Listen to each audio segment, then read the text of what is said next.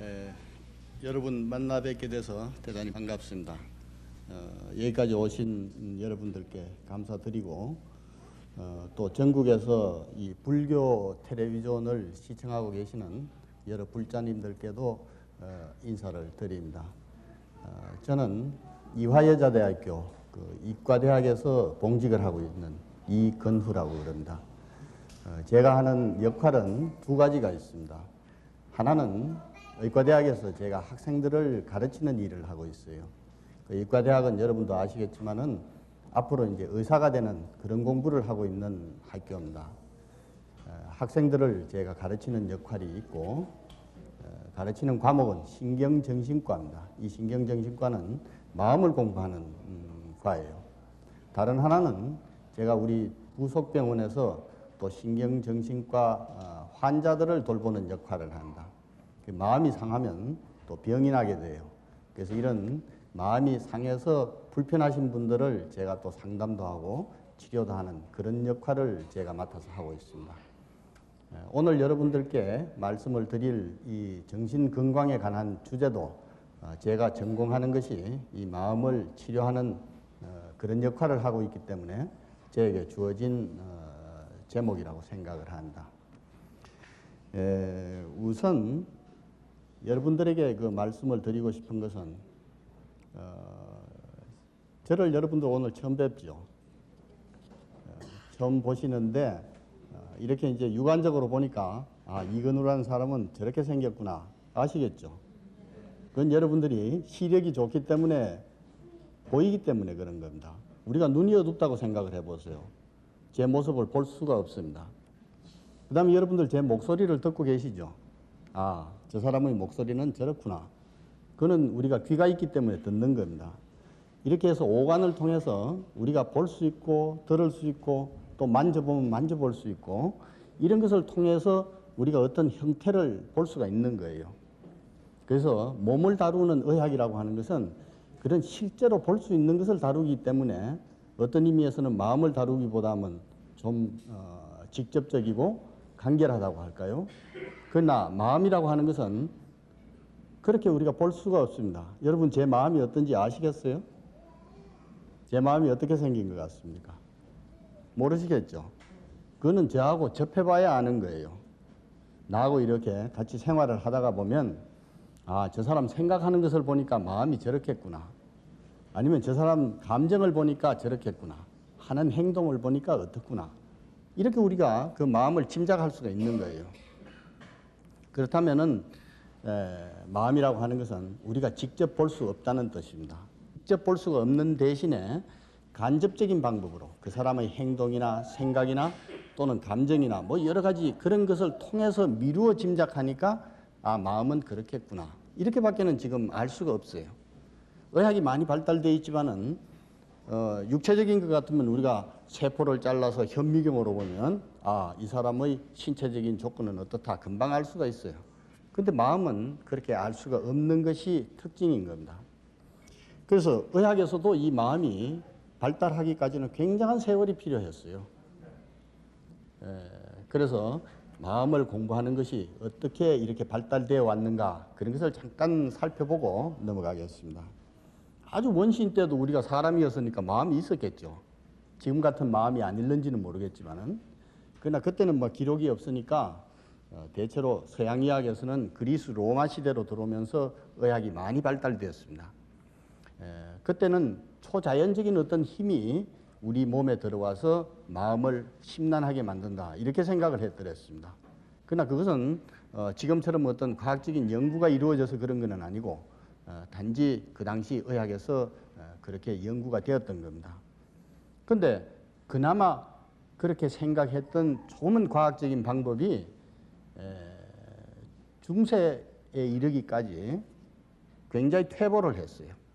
그건 무슨 말이냐 하면은 기독교 사회가 발달을 하면서 그 유일신을 믿는 사회 안에서 이상한 소리를 한다든지 정신적으로 이상한 어떤 행동을 한다든지 하는 것은 그거는 악마가 끼었기 때문에 그렇다. 이렇게 이제 해석을 하게 된 겁니다.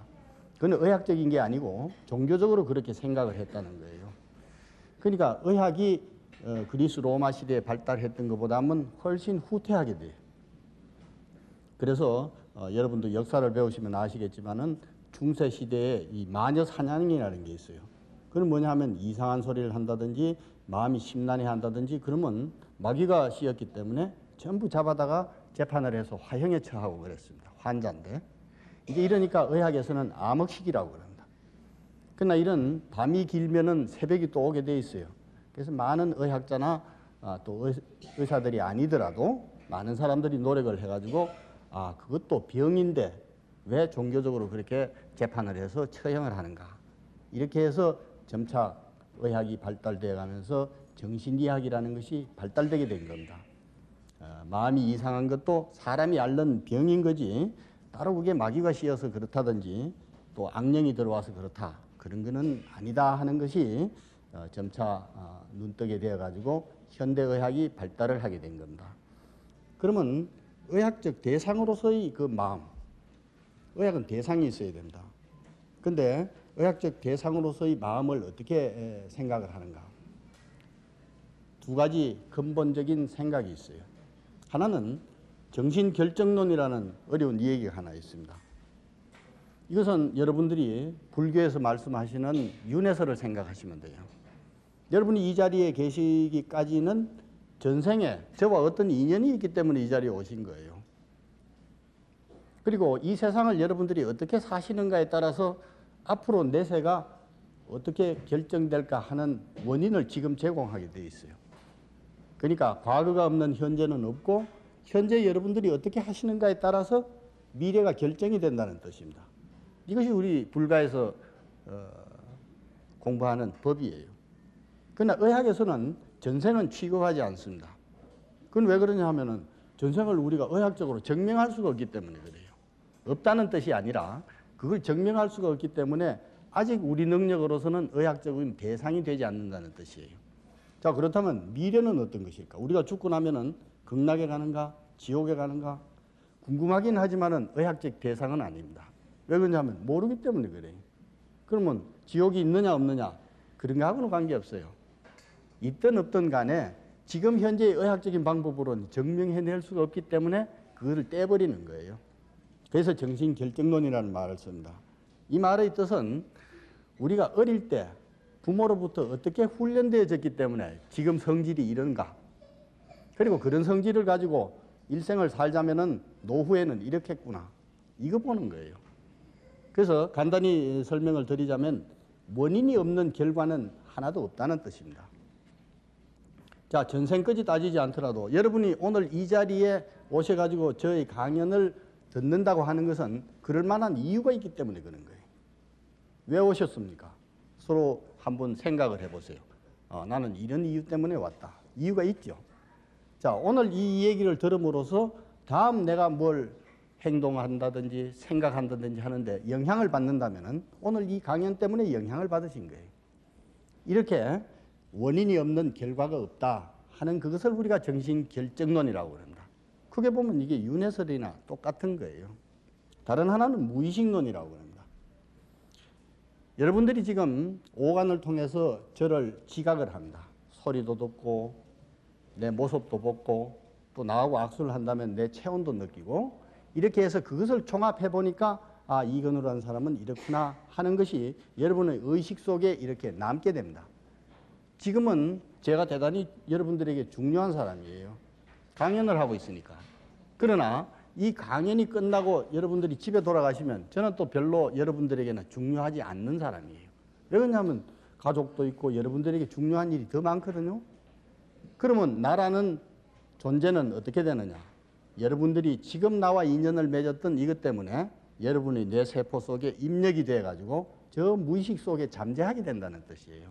당장 쓸 일이 아니기 때문에 이렇게 창고 속에 넣어둔다는 뜻입니다. 그게 무의식이에요. 그러면 무의식 속에 있다가도 필요하면은 끄집어내서 우리가 의식 속으로 끄집어 와요. 왔다가 의식 속에 있다가도 또 무의식 속으로 집어넣는 경우도 있고 그것을 왔다 갔다 한다고 해서 전의식이라고 합니다. 그래서 이런 내용을 의학에서는 마음의 대상으로 삼고 있습니다. 그래서 여러분도 이런 범위에서 정신건강을 어떻게 유지해야 될까 하는 것을 생각을 하셔야 되리라고 생각을 합니다. 자, 그러면 우리가 마음이라는 것을 이제 한번 생각을 해봅시다. 우리 같이. 이건 손이죠, 제. 이가 없습니다. 이거는 다 손이에요. 그리고 이건 제 머리고 얼굴이고. 이거는 우리가 다 공감합니다. 볼 수 있기 때문에 그래요. 앞에서 제가 볼 수 없기 때문에 간접적으로 이해를 해야 된다는 말씀을 드렸습니다. 그래서 마음이라는 것도 가설을 내 가지고 의학적으로 세 개의 그 어떤 장치가 있는데 그 장치가 잘 맞아 가지고 기능을 잘 하면은 건강한 것이고 그게 서로 맞지 않아가 삐걱삐걱 소리를 내면은 그거는 불건강한 것이다. 이렇게 생각을 하게 된 겁니다. 그러면 그 구조라는 게 어떤 것인가? 우리가 날 때부터 타고나는 본능이라는 게 있어요. 본능. 이거는 우리가 타고나는 것이기 때문에 누가 뭘 이렇게 만들고 저렇게 만들고 하는 게 못 됩니다. 여러분들이 이 세상에 태어날 때부터 타고나는 본능이 있어요. 자, 배고프면 먹겠다 하는 것도 본능이에요. 또 결혼해서 자손을 놓겠다 하는 것도 생식 본능입니다. 이런 본능을 우리가 타고나고 그 다음에서 나서 부모님으로부터 이렇게 사랑을 받고 성장하면서 무엇이 자라느냐 하면 자라는 것이 생깁니다. 나가 누구다. 이것을 인식하게 되는 능력이 생깁니다. 이것은 무슨 말이냐 하면은 내가 있어야 나와 주변과의 관계를 연관해서 조정하는 능력이 생기는 거예요. 여러분 지금 옷을 보니까 굉장히 간편한 차림으로 오셨어요. 왜 이런 얇은 옷을 입고 오셨어요? 간단합니다. 날씨가 더우니까 그런 거예요. 지금이 겨울이라면 우리가 두꺼운 옷을 입고 왔을 겁니다. 그는 왜 여름에는 가벼운 옷을 입고 겨울에는 두꺼운 옷을 입어요? 기후에 적응하기 위해서 그런 겁니다. 이 더위에 여러분들이 두꺼운 옷을 입고 와보세요. 이 자리에 앉아서 강의를 들을 수가 있겠어요? 그러니까 얇은 옷을 입는 겁니다. 이것을 의학적으로 말하면 신체적으로 내가 살아남기 위해서 그렇게 적응한다. 이렇게 표현을 하는 거예요. 자, 그렇다면 마음도 적응을 하는 거예요. 내가 여러분들께 굉장히 속상하는 얘기, 자존심을 짓밟는 얘기 이런 걸 내가 했다고 합시다. 그러면 여러분들은 굉장히 속상해하고 자존심이 해쳐져서 나한테 적개심이 생길 수도 있고 미워질 수도 있고 그렇습니다. 그러나 그런 자극이 있다고 하더라도 그것을 나를 잘 보호해가지고 내가 살아남는 방편이 있어야 돼요. 밖에 날씨가 추우면 옷을 입는 방편과 같습니다. 살아남을 재주가 있어야 돼요. 여러분들이 섭섭한 말을 들었다고 단반 모두 죽습니까? 그렇지 않아요.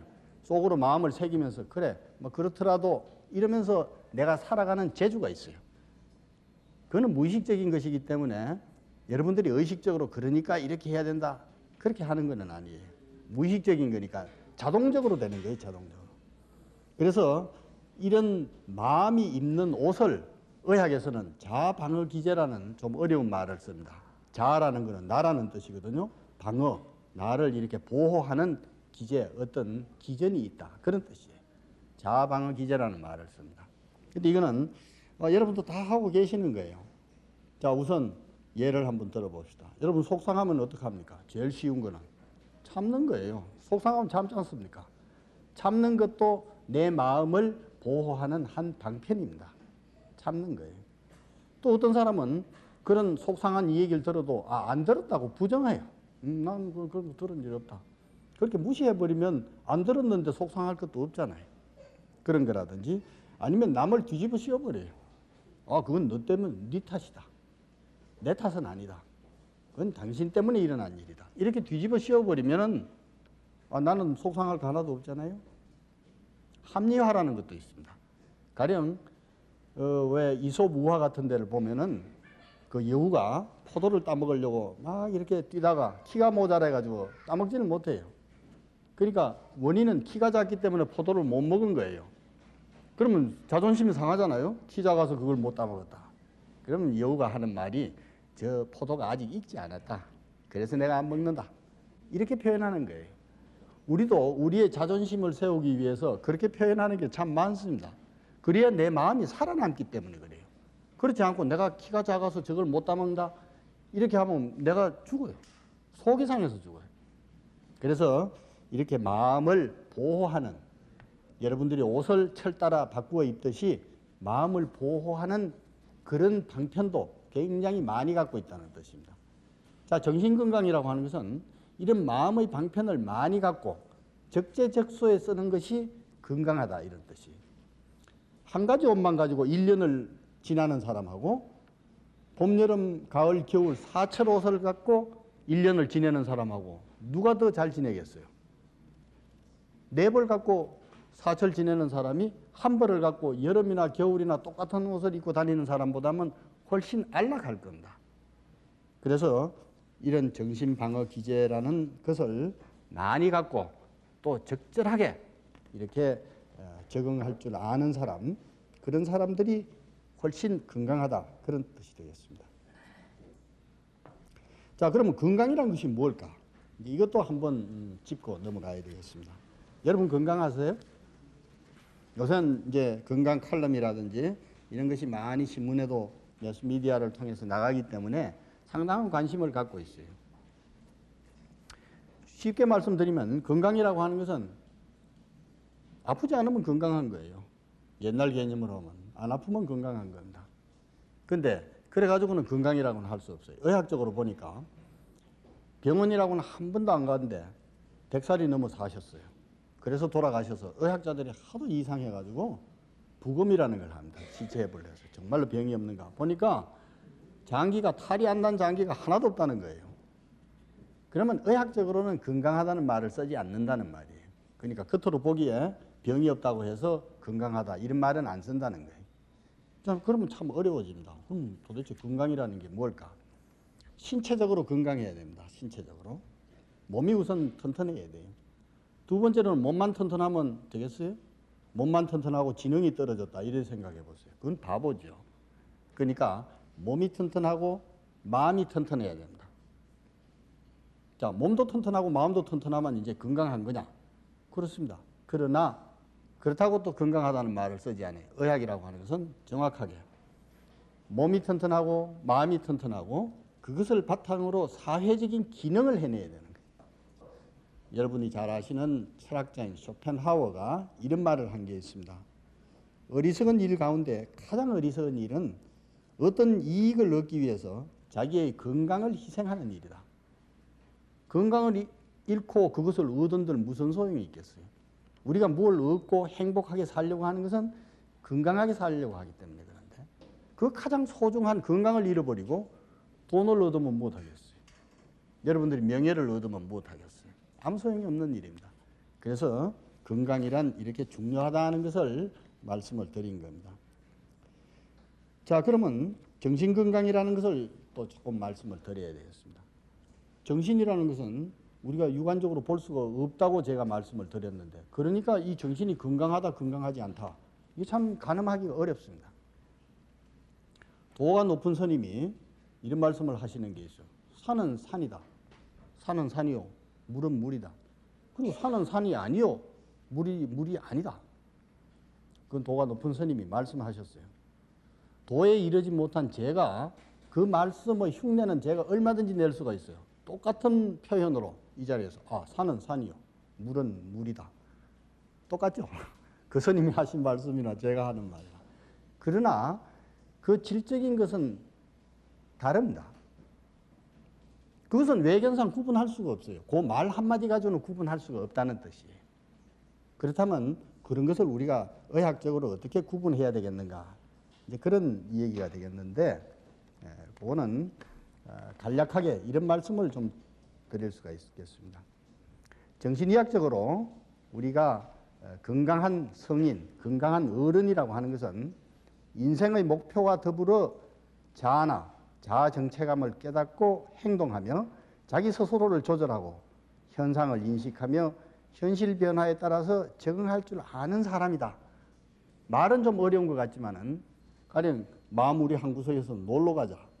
한 구석에 놀러 가면 안 된다. 그러니까 이게 이러지도 못하고 저러지도 못하잖아요. 그렇게 서로 반대되는 세력이 부딪히는 거예요. 정치적으로는 예를 들면 뭐 민주당과 민자당이 서로 이념이 다르니까 투표할 때 서로 자기들이 뭐 이런 것은 잘한다고 하잖아요. 그러니까 충돌이 되는 거예요. 그와 마찬가지입니다. 우리 마음 속에도 이렇게 하고자 하는 마음이 있고 저렇게 하고자 하는 마음이 있는데 그게 서로 두 다른 세력이 부딪히니까 충돌이 일어나서 그걸 우리가 갈등이라고 그럽니다. 쉽게 갈등이라고 그러는데, 그러면 이런 충동과 억압하는 힘, 그건 서로 상반된 거죠. 그 사이에 무의식적인 역동적인 갈등이 인간 행동을 규정하는 거예요. 뒤에 숨어 있는 그런 충동이라든지 무의식, 그것은 아까 얘기한 대로 선천적인 것도 있고 나서 어릴 때 어떻게 교육받았는가 하는 그런 것이 잠재돼서 있는 것도 있고 그렇습니다.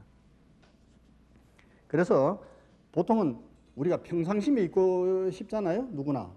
우리가 예배도 드리고 참선도 하고 그러는 걸 왜 합니까? 내 마음이 평상의 마음에 있기 위해서 그런 노력을 하는 거예요. 항상 그런 마음이 있으면 누가 걱정하겠습니까? 그게 잘 안 되니까 자꾸 그렇게 하는 거예요. 자, 그러면 보통은 평상의 마음인데 외부적인 어떤 자극이 있어요. 그러면 긴장을 하게 된다. 그러면 이 긴장은 어떤 형태로든지 우리 이 마음을 뭐라고 그럴까? 불편하게 만들어요. 속편한 사람 없잖아요. 그 불편하게 된 것이 오래 지속되면 병이 되는 겁니다. 그래서 병이 안 되려면 빨리 이 불편한 긴장을 풀어야 돼요. 풀자면 어떻게 해야 되겠습니까? 어떤 사람은 노래를 하고 어떤 사람은 산에 올라가고 어떤 사람은 기도를 하고, 그거는 방편에 따라서 여러 가지 할 수가 있는 겁니다. 그래서 원래의 상태로 돌아가요. 항상 우리는 자극을 받아가지고 긴장하고 어떤 정상이 일어나지만 그걸로부터 벗어나서 원래의 평상심으로 돌아가려고 하는 자동적인 힘이 있고 또 그것을 노력하면 더 힘이 커지고 그런 거예요. 그래서 갈등이라고 하는 것은 기본적으로 자극받으면 긴장하고 긴장받으면 정상이 일어나고 정상을 해결하는 어떤 방편에 따라서 원래의 상태로 돌아가려고 하는 이런 것이 우리의 마음의 기능이다, 이렇게 생각을 하시면 되겠습니다. 자, 갈등이 오래 지속하면 제가 병이 생긴다 이렇게 말씀을 드렸어요. 무슨 병이 생길까요? 신체적인 질병도 생기고 정신병도 생기고 그렇습니다. 크게는 세 가지라고 생각을 하시면 되겠어요. 하나는 여러분들이 말씀하시는 그 미쳤다, 이제 그렇게 표현을 하는 정신분열증이라든지 조울증이라든지 이런 게 포함되는 전체적으로 정신병 이렇게 표현을 합니다. 두 번째는 소위 이제 신경증이라고 그래가지고 그건 이제 불안이 바탕이 되는 병이에요. 여러분들은 불안할 때가 없어요? 불안하죠? 집에 가면 아파트가 무너질지 불안하지 않아요? 그거는 실제로 무너지는 건물이 있기 때문에, 원인이 있기 때문에 그거는 병이라고 하지는 않습니다. 우리가 여기서 병이라고 하는 불안은 원인이 없는데도 불구하고 막연하게 걱정이 너무 지나친 거예요. 그런 예민한 분들이 있지 않아요? 길을 가면 땅이 꺼질까? 다리를 건너면 다리가 무너질까? 우리나라 같으면 하도 그런 일들이 빈번하니까 우리 불안이 그런 게 많습니다. 의학자들이 이 불안을 깊이 있게 연구를 해보니까 근원적인 불안이 뭔가? 근원적으로 우리가 불안해하는 기본적인 불안이 뭘까? 이렇게 생각을 해보니까 죽음이에요. 죽음. 의학자들이 이렇게 고생을 해서 찾아낸 것이 그 기본 불안이라고 하는 것은 죽음이다. 그건 벌써 부처님이 그 고통을 해결하시고 그걸 우리들에게 또 해결해 주기 위해서 출가를 하신 거예요. 그런데 지금 와서 우리는 의학적으로 이제 그게 어떻다고 이제 매달리는 겁니다. 사람은 죽음에 대한 불안이, 이거는 기본적인 불안이라고 그래요. 앞으로 안 죽을 사람 여기 있겠어요? 아무도 없지 않습니까? 그래서 이런 불안을 바탕으로 하는 것이 신경증이라는 말을 쓰고, 그 다음에 성격장애라는 게 좀 있어요. 이것은 우리가 어릴 때 성격이 형성되는 과정에서 무엇이 좀 탈이 나고 그러면은 성격장애다, 인격장애다, 그런 표현을 합니다. 그래서 정신과에서 취급하는 정신적인 질병들은 크게는 이런 그 범주에 속한다, 이렇게 생각을 하시면 되겠습니다. 자, 그 다음에 이제 그렇다면 갈등을 어떻게 풀어야 될까? 중요한 것은 푸는 것이 중요하다고 그랬어요. 잘 풀면 건강하다고 그러고, 우리가 잘 풀지 못하면 정신적으로 불건강하다, 이렇게 표현합니다. 자, 잘 풀자면 어떻게 해야 되겠습니까? 푸는 방편이 첫째 많아야 된다. 이런 일에는 이렇게 풀고 저런 일에는 저렇게 푸는 그런 방편을 여러분들이 많이 갖고 계셔야 돼요. 그래서 먼저 이런 말씀을 한번 드려보겠어요. 팔자대로 사시면 된다. 팔자대로 사시면 돼요. 이 말은 무슨 말이냐면 우리나라 속담에 3살 버릇이 8까지 간다고 그랬잖아요. 여러분들이 지금 슬기롭게 살고 계시지만은 그 슬기롭게 사시는 바탕은 이미 3살 때 형성된 여러분들의 성격 경향이에요. 그걸 가지고 지금 살아가시는 겁니다. 문제는 그걸 가지고 살아가도 별 문제가 없기 때문에 지금 지혜롭다는 말씀을 듣는 거예요. 그러나 지금 그 방편을 가지고는 해결할 수 없을 어떤 위기가 닥쳤다고 생각을 해보세요. 아주 큰 갈등이 우리에게 닥쳤다고 생각하면 그 방편으로는 살아갈 수가 없어요. 그러면 뭐가 생기겠어요? 병이 생기는 겁니다. 자, 병이 생기든지 병이 생기지 않는다면 생기지 않았을 때 병을 얘기하고 그렇지 않도록 우리가 만들어야 되겠어요. 그렇게 하자면은 쉬운 말로 팔자를 바꿔야 됩니다. 팔자를 바꿔야 돼요. 똑같은 팔자로 가가지고는 그 문제를 해결할 수가 없어요. 팔자를 바꿔서 살아야 돼요. 그럼 팔자를 어떻게 바꿀까? 지금 잘 살아가고 계시는 분이 팔자를 바꿀 필요는 없어요. 잘 뛰고 있는데 왜 바꿉니까? 잘 안 되면 팔자를 바꿔보자는 뜻이에요. 자, 팔자를 바꾼다는 뜻이 그렇게 말대로 쉬우면은 누구든지 바꾸죠. 참 어렵습니다, 이게. 자, 간단한 예로 여기 남자분들도 계시지만은 담배를 피우는 습관이 있어요. 술을 자시는 습관이 있습니다. 그것을 부인들로부터 핀잔을 받습니다. 담배 그거 해롭다는데 그거 왜 자꾸 피우는가? 애들한테도 나쁘다는데 집에서 졸라보세요.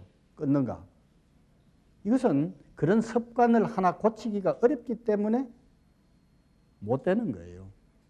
그러나 어떤 분은 괜찮습니까? 딱 작심하고 안 하시면 안 하시는 거예요. 그러니까 그런 분은 팔자를 고치는 겁니다. 그래서 이 팔자를 고친다고 하는 것은 다른 뜻이 아니라 내가 지금까지 갖고 생활해 온 그런 생활의 방편을 바꾸어 가지고 살아가는 습관을 바꾼다는 뜻이에요. 아까 말씀드린 정신신체의학적인 여러 병이나 정신병이나 신경증 이런 것은 대체로 생활 방식에 잘못이 있기 때문에 그런 병이 생긴다. 이런 연구들이 있습니다. 그건 맞는 말이에요. 가령 짜게 자꾸 먹는 습관이 있다. 그러면 고혈압이 걸리는 거예요. 그와 마찬가지입니다. 그래서 팔자를 그대로 갖고 살든지 이것을 고쳐 살든지 그런 뜻은 잘 살아가시는 분은 고칠 필요가 없어요. 만일 기왕의 방법으로 가지고 잘 안 된다면은 어떻게 바꾸어 볼까? 이것이 건강을 가름해주는 지표가 되어지리라고 생각을 합니다. 그 다음에는 앞에서 말씀드린 의학적으로 마음의 구조라는 걸 제가 말씀드렸어요. 원본능이라는 게 있고 자아라는 게 있고 초자아라는 게 있다고 그랬습니다. 본능은 무엇든지 하려고 하는 욕구가 그 안에 있어요. 이거는 동물적인 겁니다. 생물학적인 거예요. 그 다음에 초자아라고 하는 것은 여러분들의 양심이나 도덕적인 걸 말합니다. 사람으로 마땅히 살아가자면 이런 거는 해야 된단다. 그건 본능하고 전혀 관계가 없어요. 본능은 그렇지 않습니다. 누가 뭐래도 해야 되는 거예요. 그럼 이 두 가지가 상충되잖아요. 하나는 하려고 하고 하나는 양심이 그렇게 해서는 안 된다. 그 가운데서 자아가 있어가지고 자아가 이제 조정을 해요. 본능은 그렇긴 하지만은 예를 들어 여러분들이 이 자리에서 빨가벗고 거리를 뛰쳐나가 보세요. 당장 그건 사람으로서 그렇게 해서 되겠어요? 그러니까 양심이나 도덕이 그래서는 안 된다. 그렇게 누르는 거예요. 그래서 타협을 줘가지고 막 윗도리 하나는 벗고 나가도 된단다. 이렇게 타협을 주는 거예요. 그게 이 정신장치가 하는 일들입니다. 하는 일들인데, 자, 충동이 일어나는 대로 다 우리가 할 수 있다고 생각을 해보세요. 갈등이 생기겠어요? 안 생기지. 우리가 뭐 하고 싶은 대로 살인을 하고 싶으면 살인을 하고 남을 때리고 싶으면 때리고 하고 싶은 대로 하면은 갈등이 없어요. 그러나 그대로 해보세요. 어떻게 되는가? 법에 우리가 붙잡혀 가가지고 징역도 살아야 되고 그렇잖아요. 불이익이 오지 않습니까? 충동을 방출하면은 갈등은 없습니다. 그래서 이거는 이해를 하시자면 우리 정신병 환자를 생각하시면 됩니다. 우리 정신병 환자들이 곁에 누구 체면이나 그런 걸 봅니까? 자기가 먹고 싶으면 먹고 자고 싶으면 자고 뛰쳐나가고 싶으면 뛰쳐나가고 그런 거예요. 그 다음에는 방어를 강화하는 거예요. 지금까지 내가 갖고 있던 방편을 가지고 더 내 자신을 조절할 수 있도록 다스려 보는 거예요.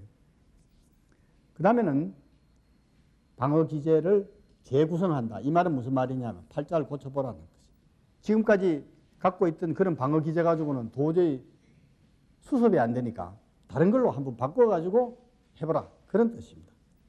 그러니까 갈등을 푸는 방법은 딱 이 두 가지입니다. 그대로 사시든지 아니면 팔자를 고쳐서 사시든지. 자, 그러면 팔자를 고치는 방법을 한 몇 가지 말씀을 드리겠습니다. 팔자를 고친다고 그러니까 굉장히 거창한 그런 말씀으로 듣는데 그런 건 아니에요.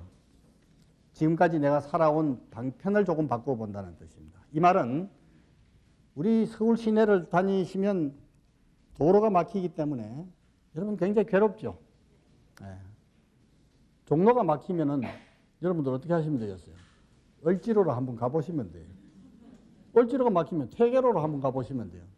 광화문에서 동대문 가는 길은 종로도 있고 을지로도 있고 퇴계로도 있는데 갈등을 잘 해결 못 하시는 분은 길이 꽉 막혀도 말이지 일주일도 좋다 하고 막 종로 일가에서 버티는 거예요. 그럴 때 우리가 가보지는 않았지만은 을지로라는 길도 있으니까 거기를 한번 가보자. 그게 건강하다는 뜻이에요. 그래서 그런 것을 염두에 두시고 제가 한 10가지를 뽑아왔습니다. 방편을, 이런 방편도 한번 써보세요. 그런 뜻이에요. 자, 사람이라고 하는 것은 혼자 살 수가 없습니다. 여러분 혼자 사세요?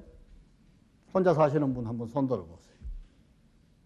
나는 결혼을 안 했으니까 혼자 산다. 아니에요. 집에 가면 가족이 계시잖아요. 혼자 어디 하늘에서 뚝 떨어졌어요? 부모가 계시니까 탄생을 하신 겁니다.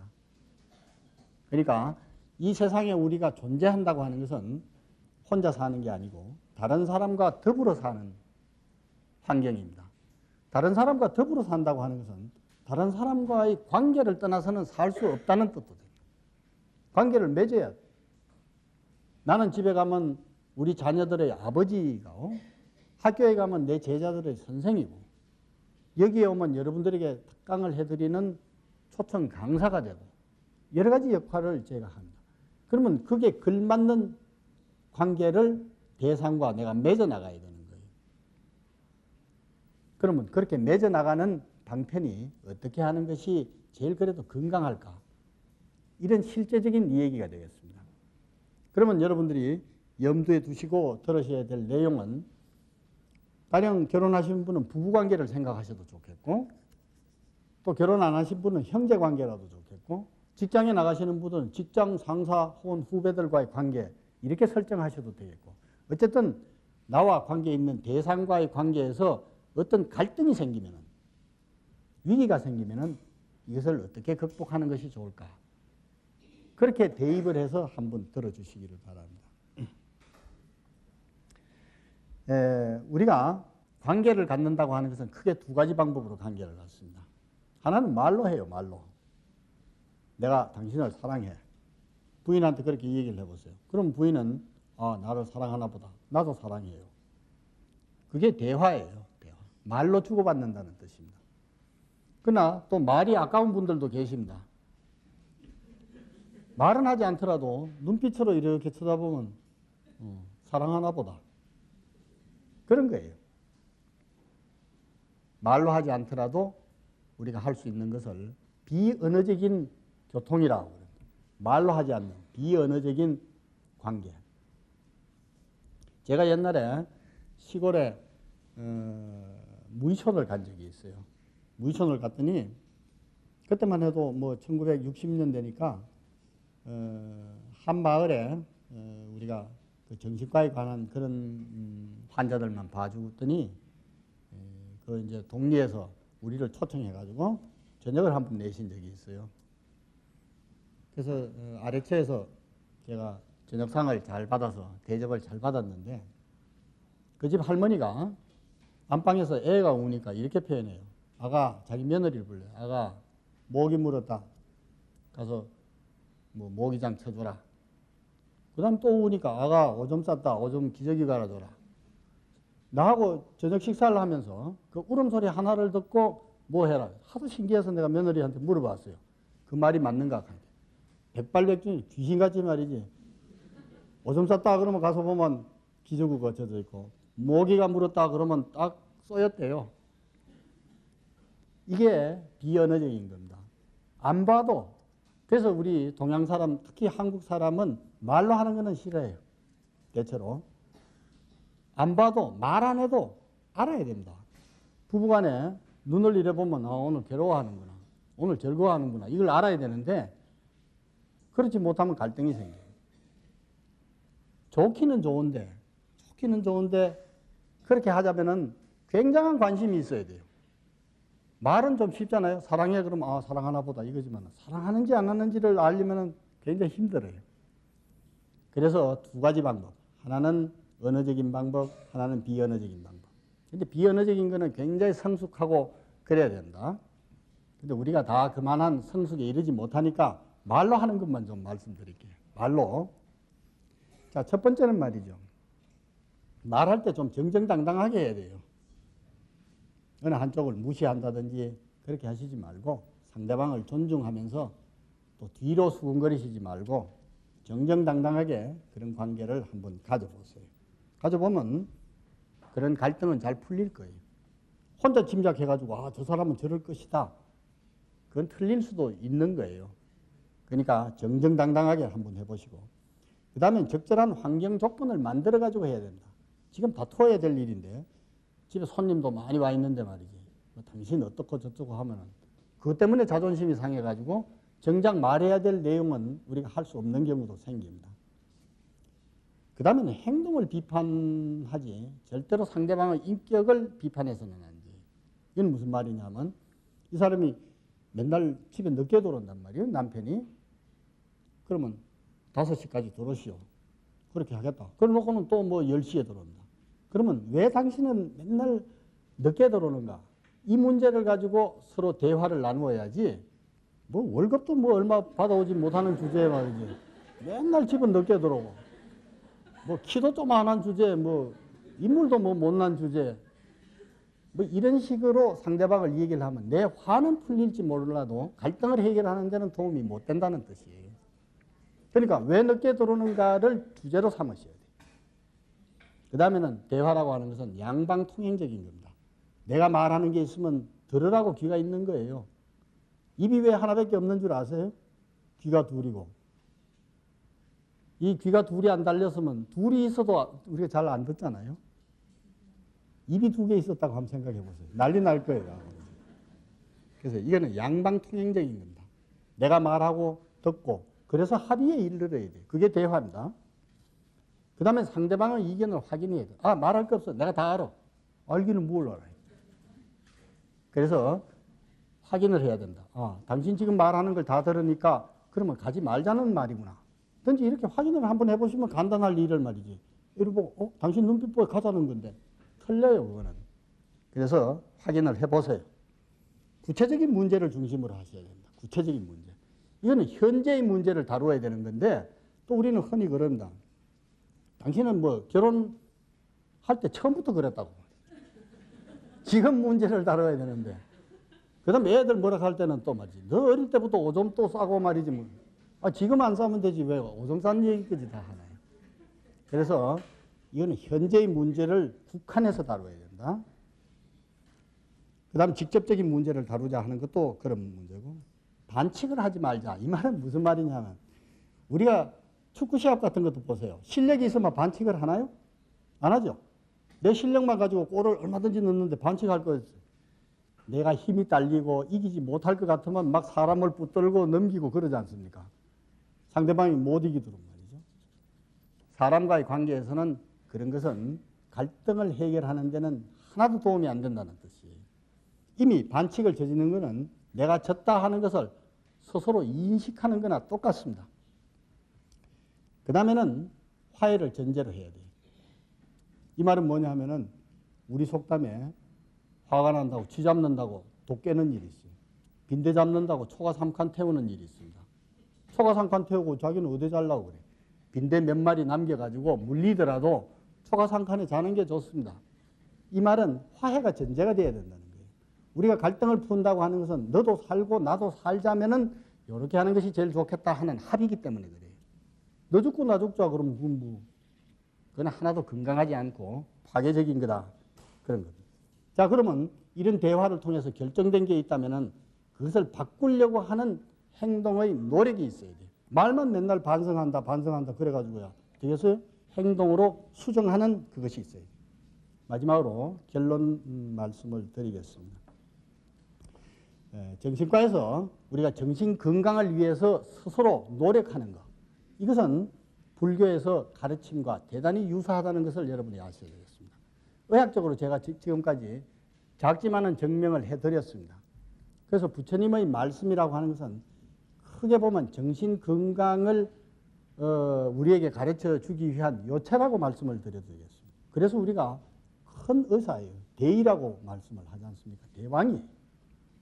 그래서 이런 정신 건강과 불교의 교리는 자기를 수양하고 자기의 마음을 닫고 하는 그것으로서는 더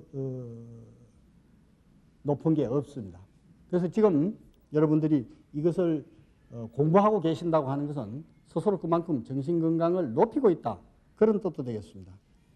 깨달음이라는 말도 우리 환자를 치료하다 보면 아, 나는 그래서 병이 생겼구나. 아, 그렇구나. 그렇다면 이렇게 해봐야지. 이게 깨달음이에요. 거창한 것만 깨달음이 아닙니다. 그걸 알고 종로가 막혔으면 을지로로 가면 깨달음과 동시에 행동으로 바꾸어서 한 거예요. 그건 하루아침에 되는 게 아니라 내가 항상 그것을 염두에 두고 행동하고 하고 해서 새로운 습관이 붙어야 된다는 뜻이에요. 그런 노력을 여러분들이 하셔야 되겠다. 그런 말씀을 드리고, 그래서 이 종교라고 하는 것은 우리 정신의학에서 말하면 가장 건강한 성화라고 표현합니다. 자기를 마음을 보호하는 자방어 기제 가운데 성화라는 게 있어요. 이 성화가 인간이 갖는 최고 수준의 자기 보호 방편입니다. 그게 종교예요. 종교 가운데도 특히 마음을 공부하도록 해주는 이 불교에 대한 여러분들의 공부는 스스로 정신건강을 높이는 가장 좋은 것이다. 이런 결론을 제가 여러분들께 말씀을 드리면서 제 강의는 마치기로 하겠습니다. 대단히 고맙습니다.